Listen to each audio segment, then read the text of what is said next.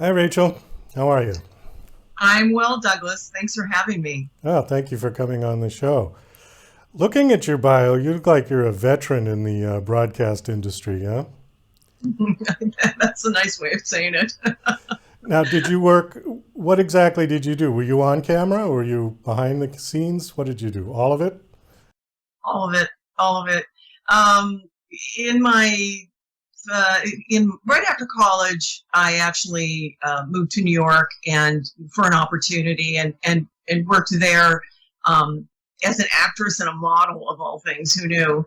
But it was hey, money, New York, let's do it. But I always had a real interest in broadcast journalism, which was also my other interest in college. So um, I had followed a couple of opportunities in the acting world, which went from New York to LA. And I immediately started to find the people here just awful and fake and backstabby and all of the, just like any other soap opera that you could, see and think that this can't be true, but it is. So I uh, actually went back to school really quickly just to brush up and whatnot, and I was picked up by what used to be it was called the Business Channel, which was the prototype to or the precursor to the FNN. I mean, I'm really dating myself, but anyway, so I started my journalism career there. I was not a fan of business and stocks and whatnot, so I immediately started looking for a regular reporting slash anchoring job. And the first one I found was in Wisconsin.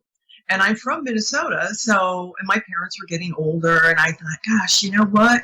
Why not? I'll just go back there and cut my teeth and whatever.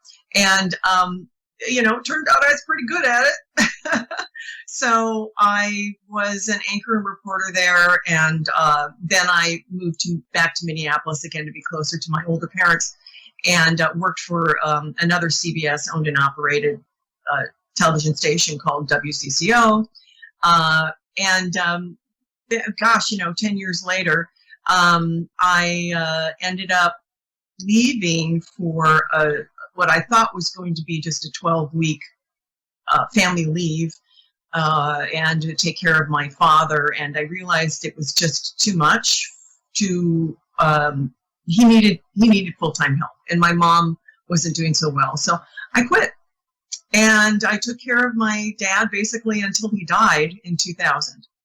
And at that point, I decided, for the same reasons that I kind of left the acting business, that I didn't like the people in broadcast news. Again, it's just, a lot of narcissism and a lot of selfishness and a lot of backstabbing. So I packed up at that point my first child and my husband, and we moved back to Los Angeles. And I immediately got a job in production. So I went from, in front of the camera to way behind the camera, which actually suited me really well. Let me ask you something about the time that you were in broadcast in front of the camera. At that time, was it still unbiased news reporting? Yes, it was. And that's what is just, opinion television now. It just Oh, kind of, yeah. uh, I don't know. I mean, it's not that I don't watch my fair share of MSNBC and CNN, but it really, I mean, to me, it's not journalism. It's a bunch of people talking about their own opinions and agendas. And I find you still have to go to network news and, 60 Minutes and that sort of thing to really get a non-biased opinion of what's going on. So it's interesting you bring that up, because that's kind of been a craw for me. And I keep thinking, well, you're just old. You're just stodgy. I don't know how old you are, and I'm not going to ask, but I certainly remember Walter Cronkite.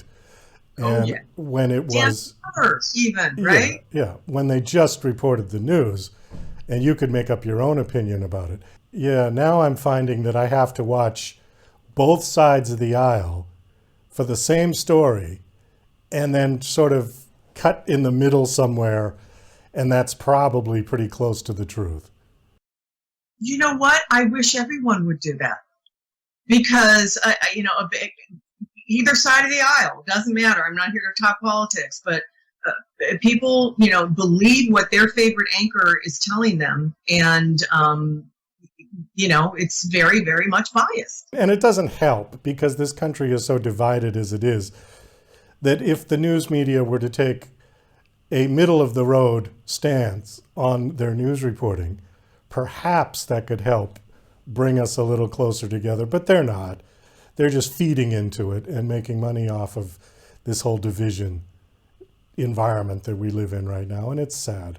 Well, like I said, I try to catch my fair share of network news where they still hold their anchors and reporters to that standard of being non-biased. So I'm sure there's some in there, but not as much as, a cable TV news show.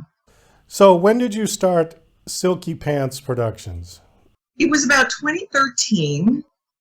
I had just wrapped a talk show, and I was, as I was getting older, I really had strong opinions about what I wanted to say and the projects that I wanted to do. And I'm not going to throw any show that I've worked for under the bus, but I sort of, there were times when I would produce something where I would be a little embarrassed.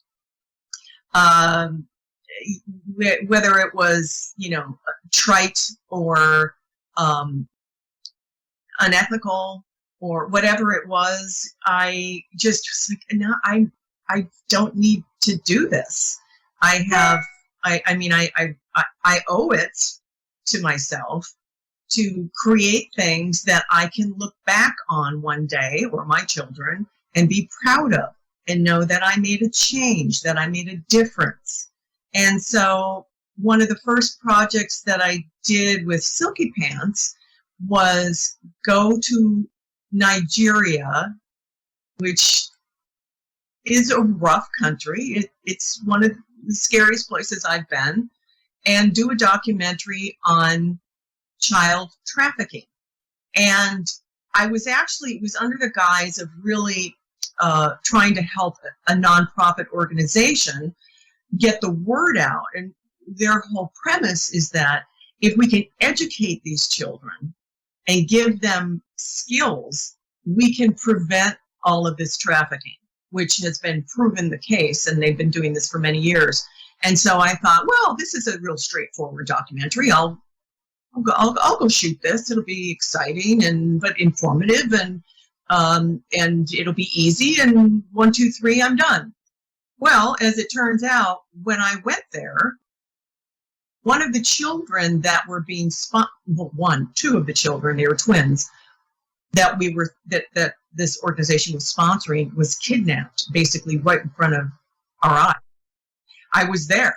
And, I was farther back and I didn't actually see the exchange, but the whole thing happened on our watch as we brought, it's these American, Midwestern Americans came over to see where their money was going, and, thought it would be sort of a lovely trip, and they'd say hi to all the kids they were sponsoring. And then all of a sudden we were sucked into this drama. As a producer, selfishly, it was perfection. And the reason being is to see how easily it happens. And also, thankfully, there was a happy ending.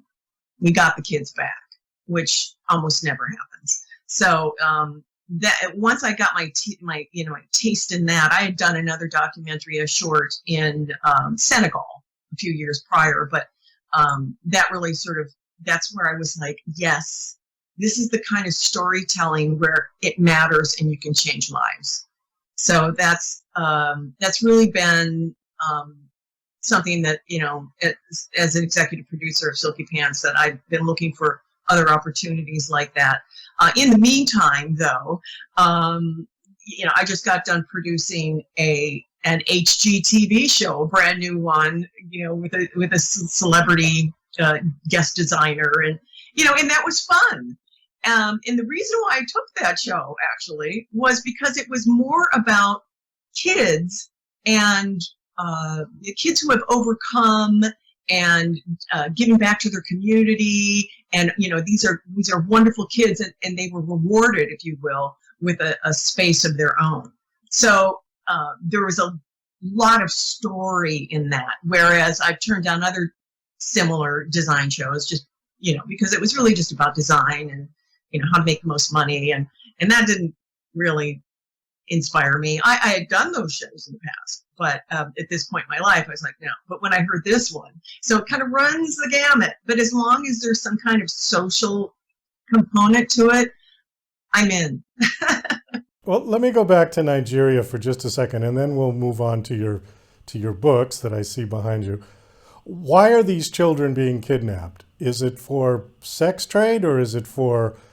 I've heard kids being taken for repayment of debt, like the family might owe the cartels or whatever you want to call them money, and they'll steal their children as repayment of debt. It's definitely for the females, for sex trafficking, but the most of the boys that are taken, it's less insidious in terms of what how their parents are involved. The particular people that I interviewed and I knew, that was not the case at all. But what it is these people are so poor that, they have these children, they can't afford to feed them. And so there's, a slick guy from the city who comes in, hey, I'll take this child, I'll educate this child. And, he'll come back with skills and I'll send him back to you. And these poor, desperate parents are like, yeah, that sounds like a great idea. And so they send these children to the city, and of course they're never seen again. And they're turned into basically, 21st century slaves. Then the next question is, well, why don't they just run? Well, because they threaten their family, because they have no other skill set. They were not educated. They can't read. They can't write. They don't know how to make money. They're same for the men and the girls and the boys. So it's really, it comes down to poverty and lack of education. If you have more education, there goes the poverty. Right. So it's breaking that cycle. And the desperation. We're not talking about, my Wi-Fi's down, my air conditioner doesn't work. We're talking about, do I have enough food to feed the 6 children that I have today? Can I get enough clean water? These are people that don't have indoor plumbing. I mean, the stories, I broke this documentary up into like a lot of individual stories about individual families that were all slightly different, and just all equally tragic, and lack of good health care. The men die so young because they don't, there's a propensity for high blood pressure. It's not treated. If women, get sick and strokes or whatever, there's no help for them. There's no rehab for them. So they end up becoming a bigger burden on the family, and you can see the trickle down. It's endless. So like so many, which segues into my book, so many societal problems are based on lack of decent education. Well, I think that's the takeaway probably for the documentary. And just as a good statement to segue into your books, so we've just got a couple minutes left. You've got Daddy's Time Out, Mama's Time Out, Peanuts Time Out. How did you get into writing children's books? This all happened just in a lark, life experience. There was a woman, she was a friend of my daughter's best friend, and we had become friends. And she had 2 beautiful children, and her husband ended up in jail for the 3rd time. And at that point, this was a few years back, where it really looked like it was going to be a 3-strike situation, and which is something in California. 3 strikes, you're out, you go to prison. It doesn't matter if it's for drugs or anything like that. It's just the way it was. So it looked dire. She asked me if I would go to the prison with her because she could only bring one child in to see him at a time. Of course I'll do this. Now, I've never known anybody who's gone to prison. It's just not been in, something that I've experienced. And so I'm riding in this car with her 2 children, and sort of an awkward silence. We talk about anything that's not what we're going to do. And we, go through the looming gates and see the barbed wire and everything. And I can see both children actually getting more and more. You can see the body language and the furrowed brow and, not speaking. And it's heartbreaking. So the mother brings in the eldest, and I'm sitting there with this little boy. And I'm I'm a mother myself. I want to comfort. I'm searching for the words. I'm not sure what was right, So I'm looking around. Is there a pamphlet? Is there a booklet? To help me with this? Nothing. And so I just felt that I needed to say something. And all of a sudden the light bulb went on in my head. It's like a timeout.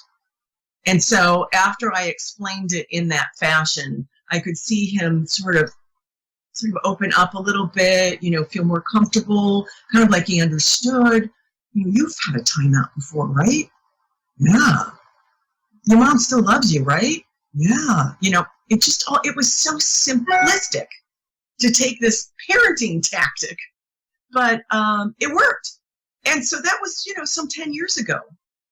And since then, I had run into similar situations. More and more people that I knew had spent some time for whatever reason, no murders or anything like that. But it just, it made sense. And so finally, I was like, I kind of Googled around. I was like, there's no really good book for ages 3 to 5, or even older. And I'm thinking, why is that? And I just think nobody got around to it. So I was like, okay, that's your cue, girl. Get on this. And of course, it was just so easy for me because I know how to talk to children. I know, I've had my own issues with, communication with youngsters. And so after I wrote it and got it illustrated by this fantastic artist, Anastasia Opalova, isn't that a beautiful name? I started, sending it about. I know a lot of psychologists. I know, a lot of child psychologists, and everyone, this is like a dozen, came back and said, oh my God, thank you. We needed this. And so that's how it all came about. It was just life experience and seeing that there was a need, and voila. We do have to wind this down. We are out of time. Do you have a website that you want to give out for your production company or for the books? Or Yes. Well, there's Rachel Nee-Hall author.com.